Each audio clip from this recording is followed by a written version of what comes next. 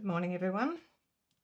My name is Laura Stranks and I'm an independent Stampin' Up! Demonstrator here in Brisbane, Queensland, Australia.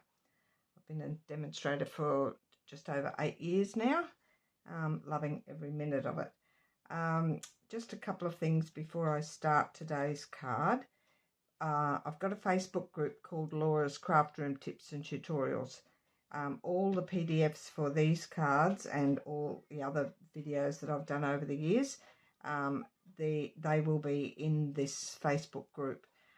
In the Files tab, you'll find all the PDFs in there. I also do live videos on a Saturday morning in there where the PDFs go into the Files tab there. If you're not available on a Saturday morning to watch, then the replay is available to see. It's pinned to the featured tab in that group. I've also got the YouTube channel. If you're watching today, it's called Creative Gems. If this is your first time watching, I'd love you to subscribe. And if you're a regular watcher, welcome back. I've got a Facebook page called Cards by Laura, where all my cards that I make over the years, just with friends and workshops and classes and things, they go into that Facebook page. You can follow along in that page if you wish.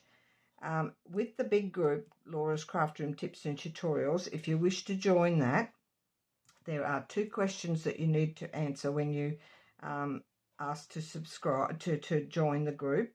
One is why you wish to join the group, whether it be just for my tutorials or that you love crafting and you'd like a few hints and things. And the other question is that you agree to the rules. If you don't answer those 2 questions, if you don't see the questions, go onto a different device and you should find them there. I will decline your request if you haven't answered the questions. It's a rather large group. It's over 12,000 members in there, which I'm quite happy running, and we get lots of enjoyment out of that group. So we'll put that little piece aside and we'll get on to today's card. I've named this a Staggered Z-fold. There are a lot of Staggered Z-fold cards around. This one I have done all the measurements myself. I'm not sure what the others, how they've designed them. I did design the size of the card, the base part, to suit these layers in the front. So it's probably a bit different size to what you're normally used to. It just opens up like that and you get this lovely, it works well with these scenery type views. And I'm using another one today from a different pack of paper. This one's called Thoughtful Journey, and I've chosen one of the patterns out of that. It's in the annual catalogue. If it's not in the annual catalogue, it's in the online exclusive section. I'll just have a mouthful of water. It's a little bit dry here this morning. So we shall get started, and I shall put my measurements that I've typed up for you. These will be in the description box of the video today, so you don't need to write any of these down. It does seem like a lot of pieces, but by the time you do all your mats and your layers here, there are quite a bit of cutting to do, but it's not hard to assemble. The instructions for how to assemble will be in my Craft Room Tips and Tutorials PDF in the Files tab in that group. My main base today, and I'll show you the piece. I've done a lot of prepping beforehand. I've chosen Mossy Meadow this time. That one I've chosen the black. 8 1/4 by 5 3/4, and I'll tell you the scoring and all in a minute. Then my mats, all my mats.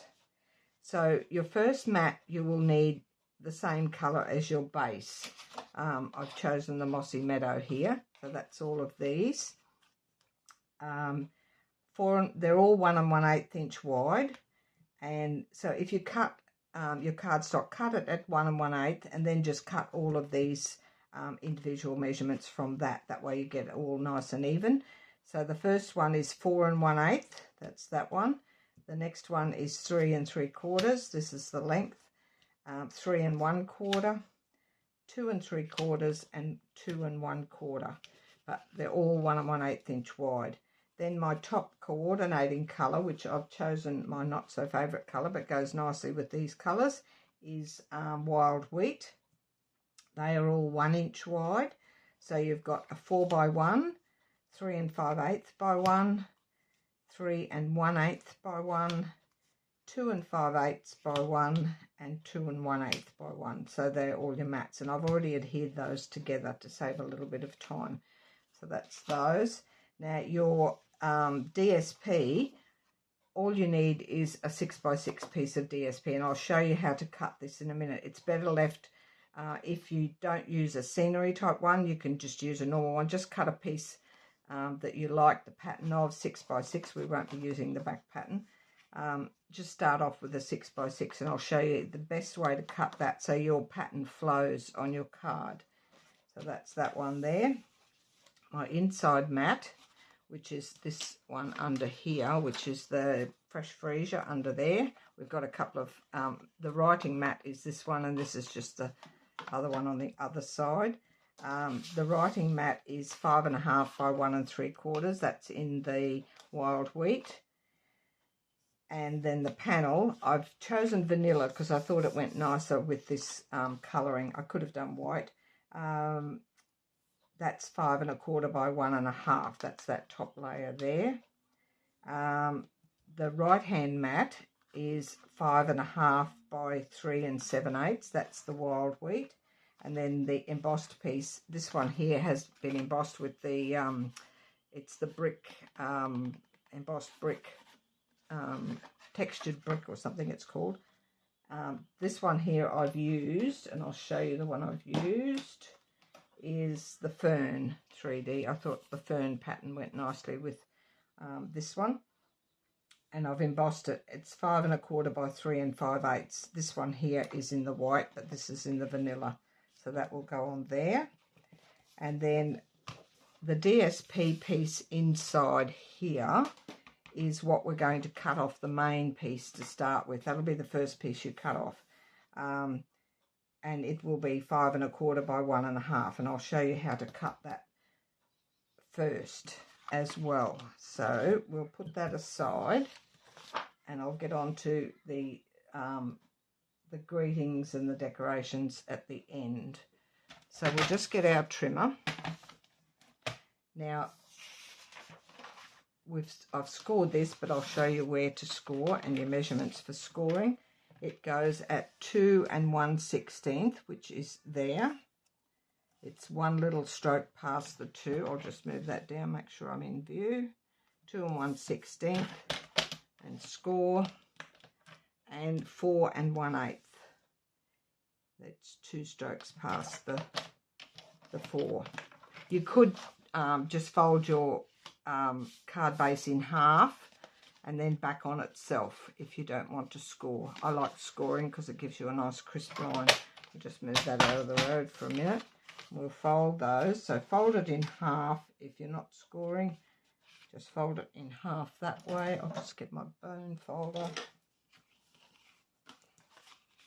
Get it nice and even on the sides. Like so, and then back on itself, which is half of the half, and burnish that. So that's that part done. Just give that a good press. Now your DSP, that's all ready to go. Your DSP, I'm just going to double check. From the left side, we leave it as a whole piece to start with, and we need to get this length here, we need 3 7/8 worth. So we're going to go to the 3 7/8. I'm cutting it on, leaving the bulk part this side, because on this one I didn't do it the right way. I did the other side, cut it off this side. So if you cut it off this side of your 6 by 6, your pattern flows right across from there, right the way across. So I want this piece as my smaller piece here, which we're going to cut down again a little bit later. So that will be 3 7/8, which is 2 strokes before the 4 if you're on your trimmer. And we'll take that off. Now we'll put that piece aside because that's going on the inside. So now this piece here, we need to cut it back so it ends up at 4 3/8 high. Now it's 6 inches at the moment, so it depends on your pattern to get 4 3/8. I want a fair bit up here that I can stamp my greeting, as you can see here. So I'm just going to take whatever you like. You can do all of it off the top. I need to get it back to 4 3/8. So, and it's 6 inches at the moment. So I'm probably going to take about, we'll go maybe 3/4. We could even do 1 inch. That'll give me, that'll make it 5 inches. So we'll take 1 inch off the top to start with. That gives me still plenty of room at the top there to stamp a greeting in the top section. You can keep that for later. Now we want this at 4 3/8, so we'll just put this on the 4 3/8 mark. 1 2 3, which is 2 strokes before the half, and we'll take that off the bottom. So long as your height ends up at 4 3/8, which is 3 7/8, which is the width of it, and 4 3/8 is the height. So that's the piece you'll end up with. Now you're going to cut this way, and you're going to cut into even sections. It'll cut into 5 7/8 inch pieces, which will give you the right height for each section. So 7/8, I'm going to work on my right hand side of my trimmer so that I get this nice and even at the top here. 7/8 is 2 strokes before the 1, and I'm just going to cut it and keep these in order. We'll put that piece aside so we don't mix it up. I want 5 7/8, and this should work out if I've done my calculations right. So we've got 1. Just cut it straight. We're going to cut a little bit off each, but we do this. I found it easier this way to do this first. 7/8. That's 3, and 7/8 is 4. And the last one should be 7/8, which it is. All correct. So that's the order we're doing them in. Now you'll still need your trimmer again. So you've got these 5 pieces in that order. Now the first one should be the correct size. So that one's right. That's going on up there. I'll just get out my mats. We can put them on, not stick them, but we'll keep them in order. I'll just move that aside, up the top there. That's the spare piece. So we'll put these in order as we go, so we keep our pattern flowing on the front of the card. So, and all these measurements will be in the PDF. So the second one, that's our first one. The second one, we need it cut back to 3 1/2. Double check that. So you'll just take whatever you need, just put your left edge on there and take off, put your left edge on the 3 1/2 inch mark, take that little bit off, that will go on there. The third one is back to 3 inches, which is there. I find this is a much easier way than fiddling around trying to get each little piece the right length. 3 inches, 2 1/2, which is there. You could use these little scraps to decorate somewhere else on your card. 2 1/2 and 2 inches. So that one there, that's the last one. And that's your pattern flowing. Now while we've got our trimmer out, we shall cut back this piece here. This is the piece we took off first, and it needs to be 5 1/4 by 1 1/2. I remember I took 1 inch off the top, 5 1/4, Just trying to think. I took an inch off the top before, so I'll take an inch off the top. I think I'm doing this right. And then we've got it to 5 1/4, which is a wee bit short. I've mucked that up. Should have taken, I'll fix that in a minute. 5 1/4. We shall, don't just take an inch off the top, just go to 5 1/4, and I'll add that little piece on. I cut it a little bit short there, but that's okay. We'll join that when we get to it. Just cut it back to 5 1/4 height. Oh, actually, we need it at 1 1/2 inches wide. So we'll take that back to 1 1/2. I'm cutting it off the right edge so that this flows along from that side. We'll cut this little tiny bit back to 1 1/2. Probably doesn't matter. I could have just put that way. We'll wait until we get to that bit and we'll see whether we need to add that to the top or not. That's just a little bit of a fix-up, but that's okay. So we'll put that piece aside. Actually, we might, no, we'll leave that till last. Now, this piece here, actually no, we will put this piece on first. So I've got these two pieces. This is my inside and I'm going to put this on here first, where it should have been 5 1/2.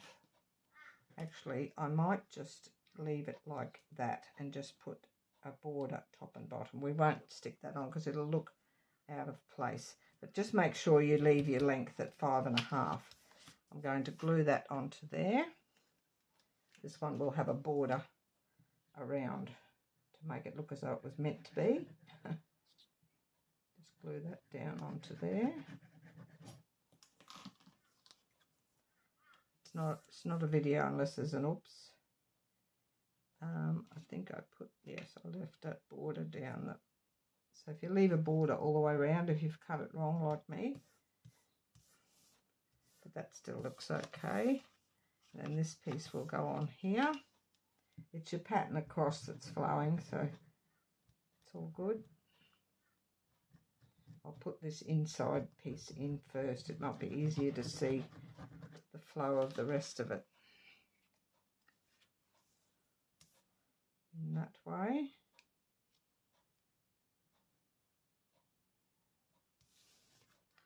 Let's move that down a fraction. And then that piece can go on the inside of that.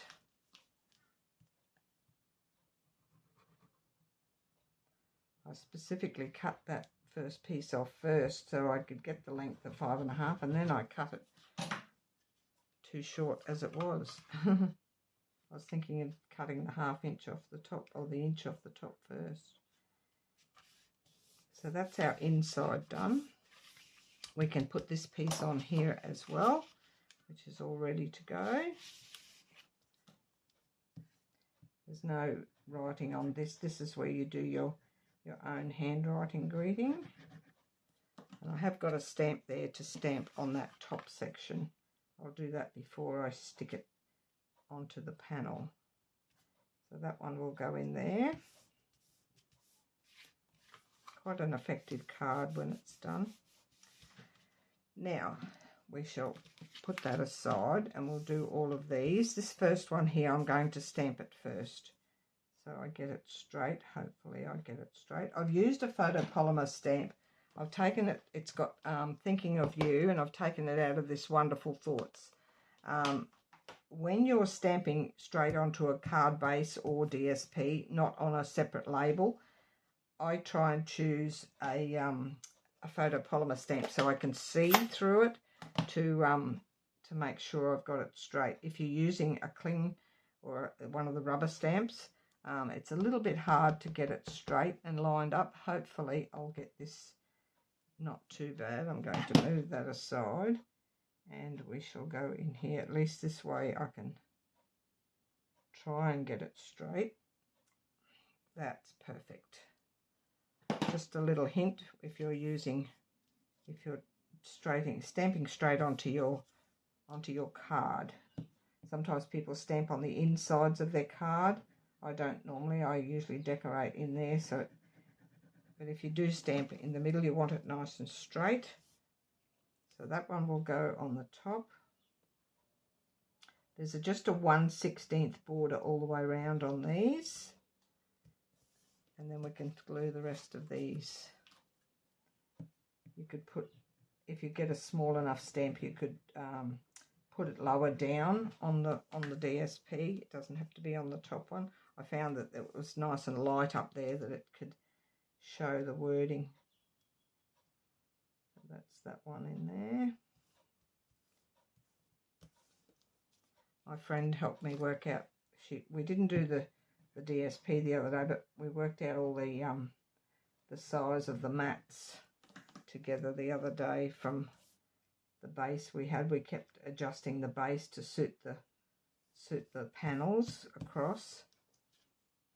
I know the first time we got all the mats done, and then the base was too short, so we adjusted that. It takes a little while to design something from scratch. I knew what I wanted to do. It was just a matter of working it all out. Got a slight bit of a headache this morning. I'm not sure why. But hopefully it'll go away eventually.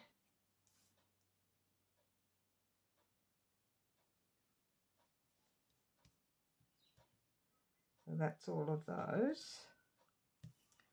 Then we'll close up this ink pad before it gets everywhere. Now, when you put them on here, I've got a smidge, a really tiny smidge, so it's not hanging over the top and bottom. There's just a smidge at top and bottom. But if you lay them on first, you'll see exactly where they're meant to go. They will do flush on this edge and flush on this edge. And then we'll just lay them all butt up against each other, but just that smidge down from the top. I'll just double check that I've got them all right. I do like the green. I'm not a green person normally, but I don't mind this one.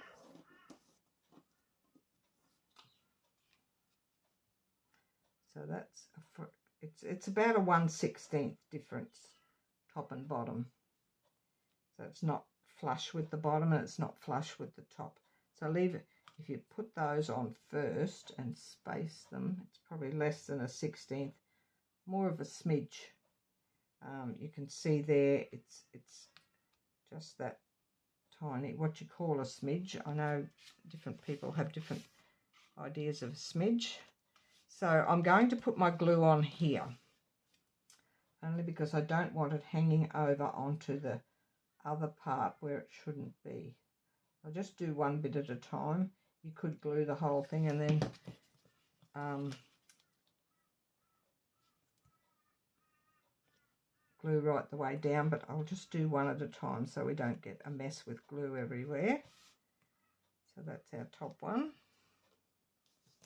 It's not hard to keep them in order because they're all rotating down different sizes. Although that doesn't mean that we can't make a mistake. It's not crafting unless you make a mistake.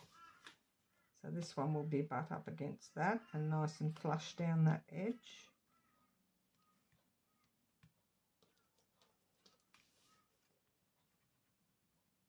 I do recommend putting the glue on this panel of the card, not on, if you end up with it a little bit over there, it's going to stick to the bottom of your card where you don't want it.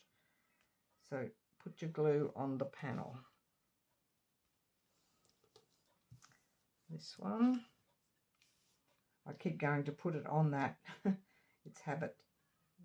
You don't normally put it on your base piece. Just get a bit more there. Make sure they're up the right way as well.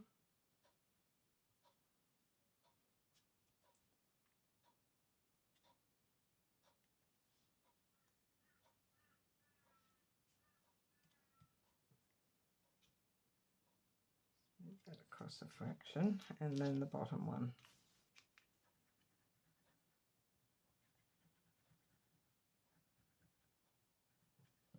Doesn't have to be a scenery paper. You could use just a nice pattern with a flower up it.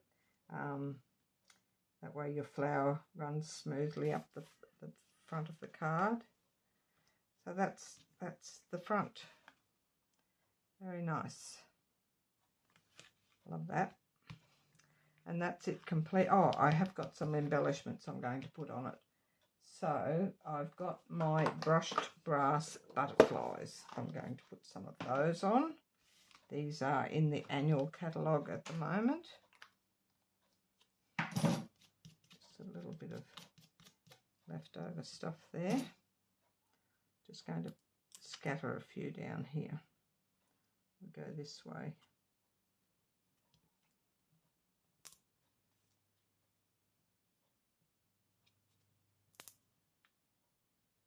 Just to fill in that sort of blank spot there.